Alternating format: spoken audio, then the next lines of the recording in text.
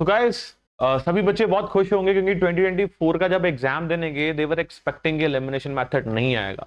Almost हर centre की जो mock test conduct करवाए जा रहे थे उसमें जो क्वेश्चंस थे, जो उसका क्वेश्चन पेपर था, जो मॉक टेस्ट था, उसमें भी एलिमिनेशन मेथड को एलिमिनेट करके स्टेटमेंट बेस्ड क्वेश्चन कर दिए गए थे कि कितनी ठीक है स्टेटमेंट्स, एक ठीक है, दो ठीक है, तीन ठीक है। लेकिन यूपीएससी ने दोबारा टर्न लिया और दोबारा टर्न लेके उन्होंने क्या शो किया हमें, उन्होंने ये दिखाया यहां पर कि UPSC again is unpredictable. Unpredictable हो गई, चाहे वो टफ साइड चले जाए चाहे वो इजी साइड चले जाए, लेकिन आप पेपर का लेवल प्रिडिक्ट नहीं कर सकते कि मुश्किल आएगा, इजी आएगा, कैसा आएगा, एलिमिनेशन होगा या नहीं होगा। हाँ, क्वेश्चंस प्रिडिक्टेबल थे।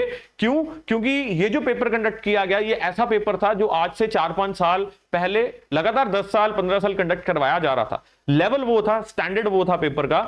लेकिन जो पिछले 2 साल से हमें ट्रेंड देखने को मिल रहा था, 3 साल से ट्रेंड देखने को मिल रहा था, वैसा ट्रेंड पेपर का नहीं था। और इस पेपर में हमें एलिमिनेशन मेथड वापस देखने को मिला जो पहले नहीं था। पहले क्या होता था, एलिमिनेशन मेथड एलिमिनेट कर दिया गया था।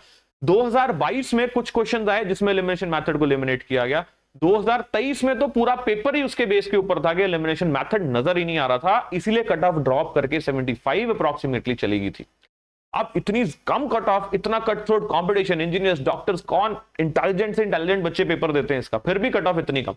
और इस बार उसको सेटल किया गया और आपको एलिमिनेशन मेथड इंट्रोड्यूस कर दिया गया। लेकिन एक खबर ये भी है साथ में कि वी डोंट नो कि अगले साल एलिमिनेशन आएगी या नहीं आएगी, we can not guarantee that. तो आप अपनी प्रिपरेशन को उस हिसाब से मत रखिएगा कि एलिमिनेशन मेथड तो आ रहा है, मैं सॉल्व कर लूंगा या कर लूंगी। नो, आपकी प्रिपरेशन उस लेवल की होनी चाहिए कि एलिमिनेशन मेथड आ रहा है या नहीं आ रहा है, I am going to crack this examination irrespective of fact exam tough है या इजी है। क्योंकि सच तो ये भी है ना कि जब एग्जाम टफ आ जाता है तब भी तो बच्चे क्लियर करते हैं, जब इजी है तब भी करते हैं। तो why do you struggle between easy and tough? You should struggle with yourself, with your preparation. That is what I am trying to tell you. अब देखते हैं एलिमिनेशन मेथड बैक आपको कैसे देखने को मिल रहा है और कैसे इसने एग्जाम में क्वेश्चन सॉल्व करना इजी बना दिया। अब सपोज कीजिए विद रेफरेंस टू, ये क्वेश्चन है, with reference to speaker of the Lok Sabha consider the following statement।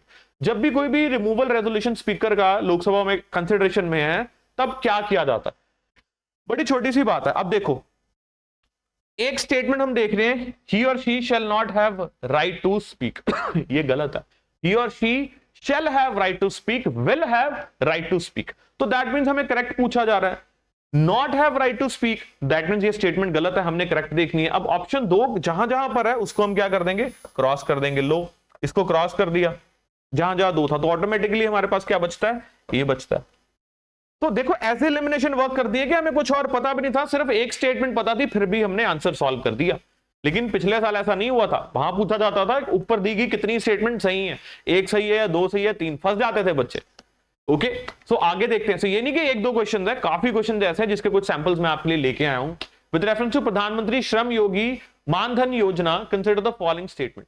The entry age group for enrolment of the scheme is 21 to 40 years. अगर आपको पता होता कि जो एंट्री एज ग्रुप है that is 18 to 40, तब आप इसको एलिमिनेट कर सकते थे आसानी से। सो आपका 1 भी चला जाना था, आपका डी भी चला जाना था। सो आपके पास चॉइस बच जानी थी 2 और 3 में। तो यहां एटलीस्ट 50% क्वेश्चन तो आपने सॉल्व कर लिया था एलिमिनेशन से। Is that clear? अगला क्वेश्चन देखिए, which of the following statements about exercise Mitra शक्ति।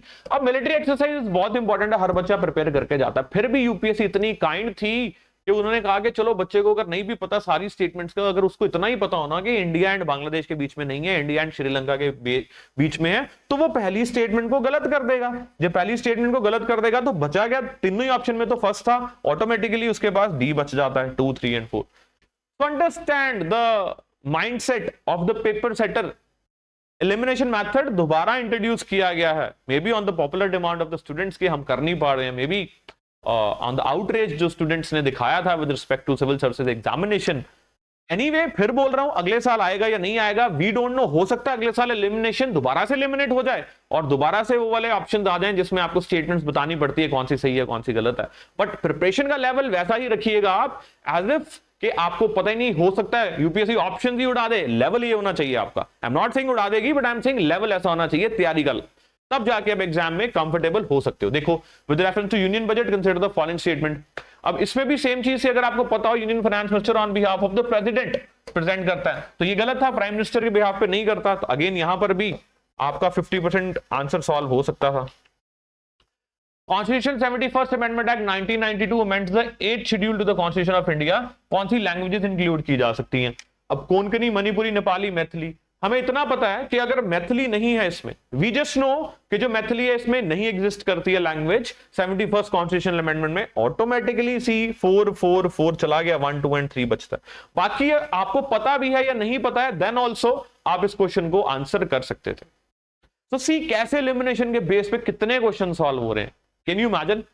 लेकिन एग्जाम सेंटर में, हॉल में प्रेशर इतना ही होता है, बंदा इतना कुछ समझ नहीं पाता, इसलिए बोला जाता है कि काम एंड कंपोज होके जाइए, घबराइए मत, take it easy. With reference to radio isotope thermoelectric generators, consider the following statements.